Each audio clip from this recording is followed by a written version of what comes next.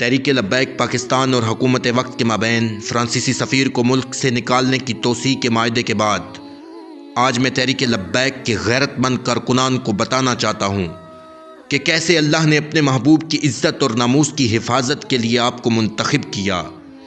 دین کی سرفرازی کے لیے کیسے اللہ نے آپ سے کام لیا، کیسے آپ کی تدبیر آپ کی تقدیر بننے جا رہی ہے، اور اسلام کی سربلندی کے لیے کون کون سے کام آپ سے لیے جانے ہیں۔ وہ وزیر اعظم جو مسلم لیگ نون، پیپلز پارٹی، PDM اور دیگر سیاسی جماعتوں کو کہا کرتا تھا کہ یہ مجھ سے NRO مانگ رہے ہیں، آج اسی وزیر اعظم کی کابینہ تحریک لبیک کی عدالت کے کٹہرے میں کھڑے ہو کر NRO کی بھیک مانگتی نظر آ رہی ہے۔ تحریک لبیک والو، یہ اسلام کی طاقت ہے۔ وہ وزیر اعظم جو آسیہ ملونہ کے عوض یورپ سے خیرات لینے گیا تو تحریک لبیک کا نام لینا تو درکنار چھوٹا طبقہ کہہ کر پکارتا تھا، آج وہی وزیر اعظم نیشنل میڈیا پہ آ کر تحریک لبیک کے ساتھ معاہدے کی تصدیق کرنے پہ مجبور ہو گیا۔ صلح حدیبیہ میں بہت سے نکات ایسے تھے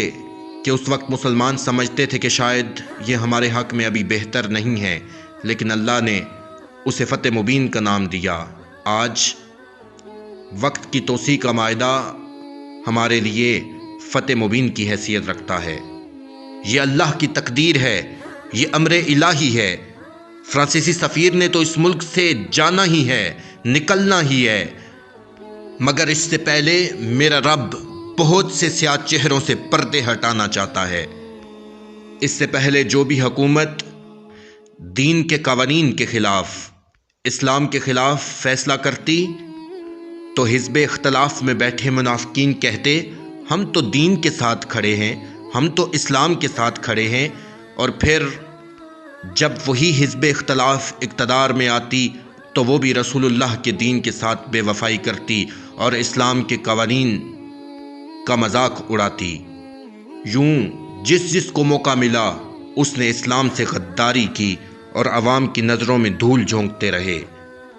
لیکن تحریک لبیک کے ساتھ کیے گئے معاہدے کی روح سے جب یہ بل پارلیمنٹ میں پیش ہونا ہے تو پھر اس میزان میں سب کا ایمان تلنا ہے، وہ چاہے خان ہو، بلاول ہو یا مریم ہو۔ ایک ایک شخص پارلیمنٹیرین کا چن چن کر ایمان تلنا ہے کہ کون رسول اللہ علیہ السلام کی عزت اور حرمت کے ساتھ کھڑا ہے اور کون یورپ کی غلامی پہ رضامند ہے۔ لبیک والو، جہاں حکومت کو 2 مہینے کا وقت ملا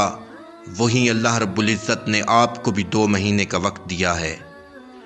اسی جوش کے ساتھ، اسی ولولے کے ساتھ، اسی تڑپ کے ساتھ، بلکہ اس سے ہزاروں گنا بڑھ کر کراچی سے پشاور تک، کوئٹہ سے کشمیر تک، اس ارض مقدس کے ایک ایک حصے میں رسول اللہ علیہ السلام کی عزت اور ناموس کا پیغام پہنچائیں۔ ہر دروازے پہ دستک دیں کہ نکلیں اپنے نبی کی عزت اور ناموس کے لیے، رسول اللہ علیہ السلام کے دین کو ایوانوں تک پہنچانے کے لیے۔ 16 فروری تک اگر آپ 10 تھے تو 20 اپریل تک آپ 100 بن کے نکلیں، اگر آپ 1000 تھے تو 1,00,000 بن کے نکلیں۔ انشاءاللہ فرانسیسی سفیر کو اس ملک سے نکالنے کے بعد ہم نے پارلیمنٹ کے ماتھے پہ